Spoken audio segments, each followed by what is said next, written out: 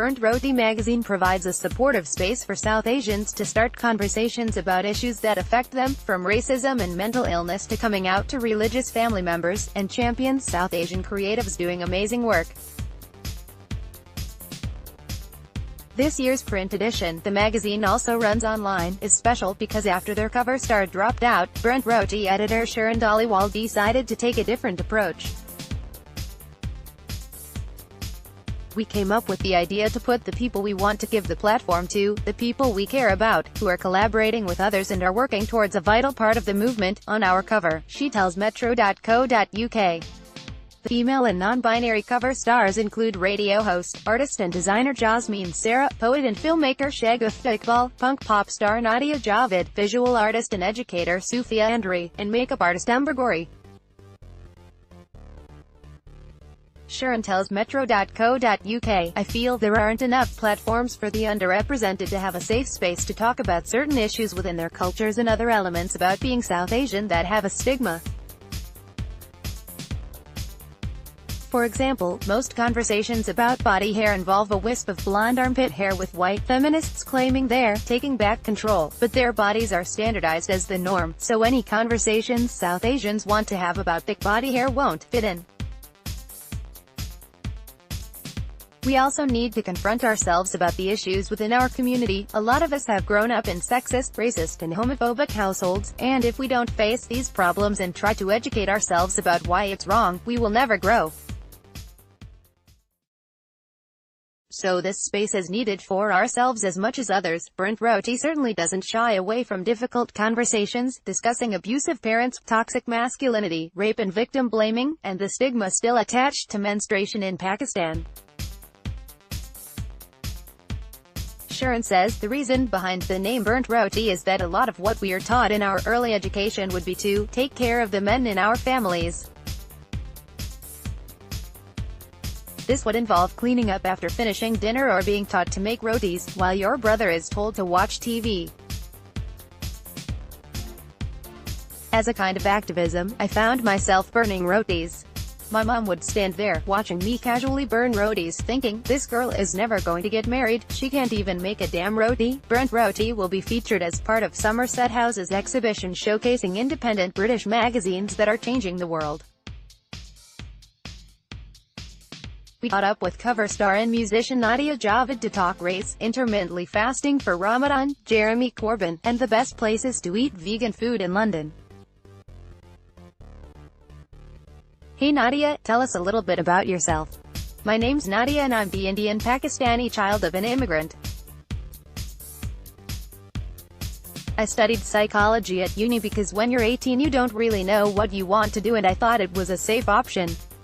I wanted to get the education bit out of the way, because otherwise parents would have been like, what the hell are you doing? And it was something to fall back on in case music didn't work out for me. Soon after I went into pharmaceuticals and I was a medical sales rep for ages. It paid really well, but the whole time I was leading a double life. I was in a band as well, writing music and playing shows all over the county. I would be skiving off work early, logging into teleconferences in the Turvan and doing Excel spreadsheets in the dressing rooms before sound check, and then jumping into crowds at gigs before returning to the work the next day presenting medicines to doctors and nurses. I'm the singer, guitarist and songwriter in the Tuts and intersectional three-tone punk pop girl band. After a while, I felt like my mental health was collapsing and doing the day job was stripping me of my creativity. I felt like I was wasting my years and not putting 100% into the music.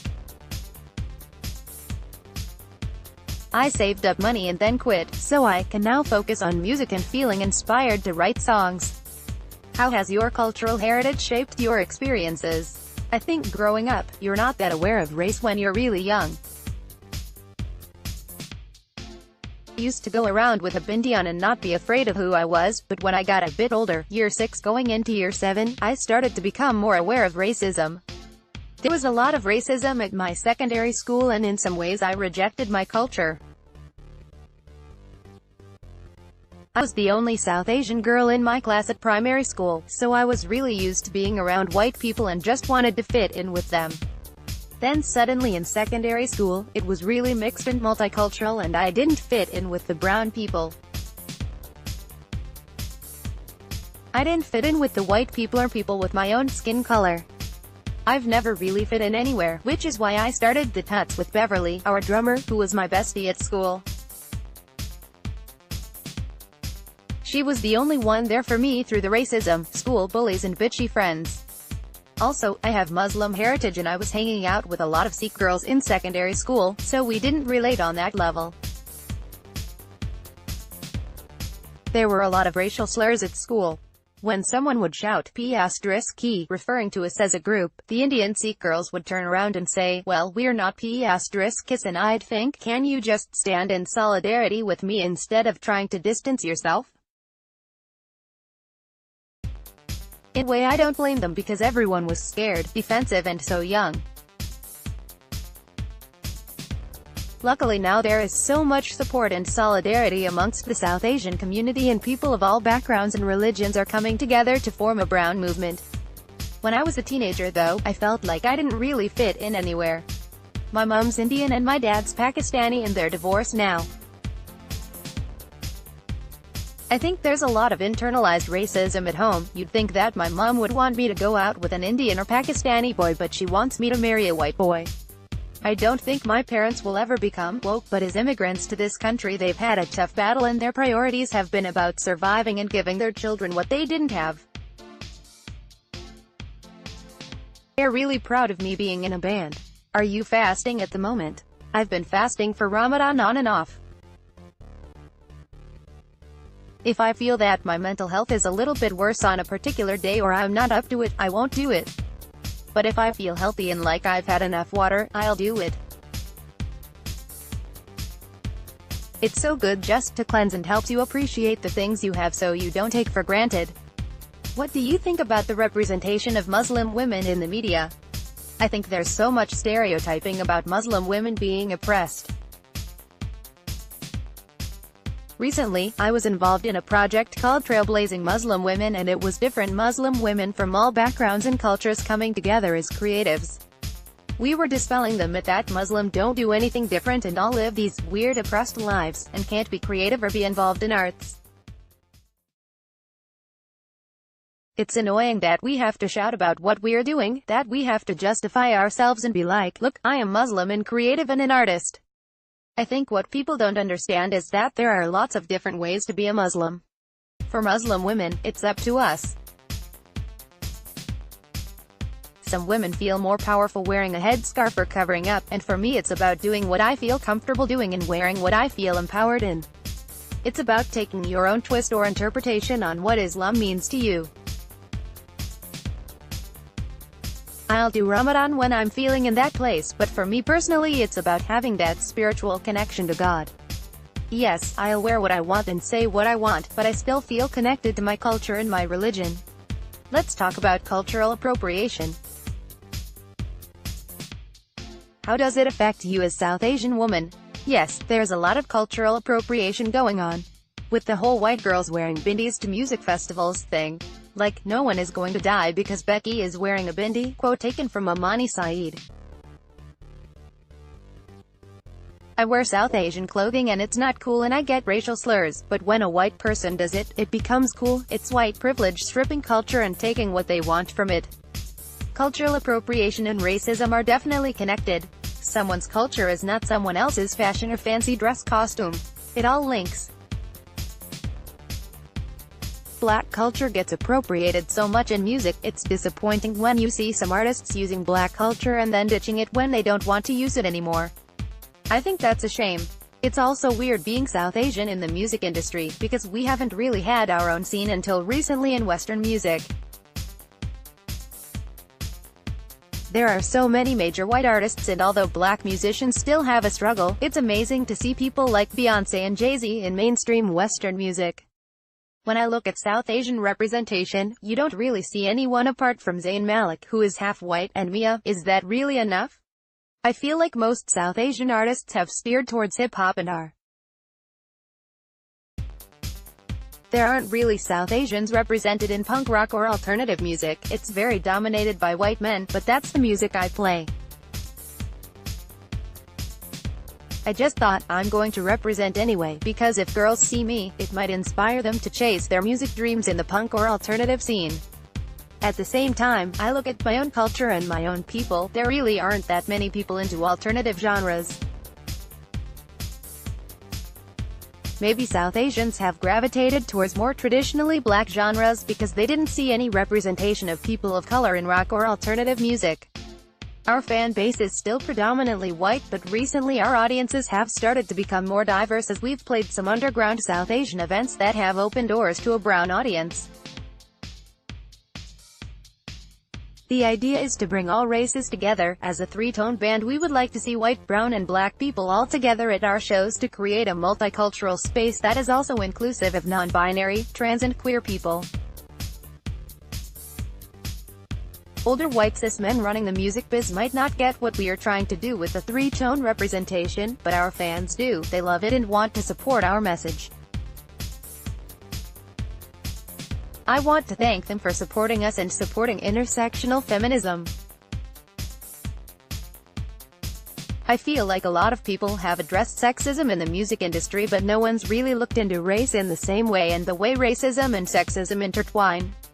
Did politics influence your music? Yes, lots. I was at a Labour event in my hometown recently, and I met Jeremy Corbyn. I had a t-shirt with me that's got the lyrics from our song, "Give Us Something Worth Voting For" on it. It said, "People Power, knock down Tory towers." I had to just get in there with him and he was so lovely. Even at this event, it was mostly older white people and I think Jeremy spotted me. I walked up to him and he liked the t-shirt, so I gave it to him and it went a little bit viral online. It was amazing to see that. John McDonnell was there too and he's my local MP. He actually gave me his business card and told me to get in touch. He's known about the Tuts for a while and he's a fan. What are the Tuts doing at the moment? We've launched our first album with the help of an incredibly successful pledge campaign where we raised £20,000.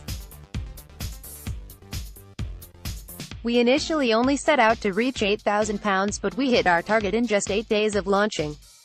We're 100% a DIY band and we don't have a label or management. It's something we bang on about all the time. However, there's only so much you can do as independent artists before you burn out. After a while, all the pressure we were putting on ourselves caught up with us. We were arguing a lot and we just weren't enjoying things in the way we used to, so the Tuts are taking a well-deserved break. After all, friendship and self-care comes first.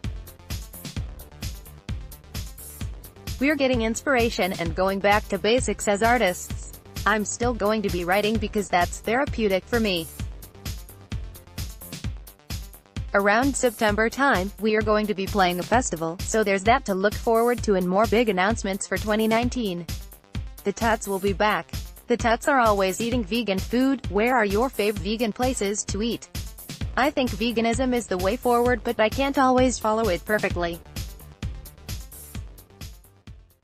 My bandmate Harriet keeps chickens and I'll eat eggs from them, and if there's nothing else in the house I'll eat my mum's fish curry, but I haven't touched chicken or red meat in years and never will. Dishoom in London has some great vegan dishes if you want Indian food, the okra fries and jackfruit biryani. Loving Hut in Archway is my favorite. I love going there. Temple of Satan does amazing vegan fried chicken and Big V London do the best vegan burgers. The Holy Smoke Burger is my favorite. Were you excited to be asked to be on the cover of this year's Burnt Roti? Yes, I feel like there's a massive movement happening within the South Asian creative community. The art industry can be competitive, but with the other Burnt Roti cover stars it feels supportive rather than like we are competing against each other. Our photo shoot was so positive and relaxed, everyone was at ease. We've got a group chat now. I hope that South Asian girls who see our Burnt Roti issue will think, wow, look at all these amazing South Asians, women and non-binary people coming together on a front cover. You don't really see many South Asian people on the front cover of magazines, so that in itself is a statement. All of the different careers that the cover stars are doing within the creative arts show that you can find a place in the arts. There is a space for you, there is a platform for you, and all of these people are doing it so you can do it too. You can listen to the Tuts and buy their merch here. More, I don't call myself an intersectional feminist, slum flower on dating, race and self-love. More, having mixed-race kids doesn't mean you're woke. More, Kate Nash opens up about suffering sexual assault. I don't know many women who haven't experienced it.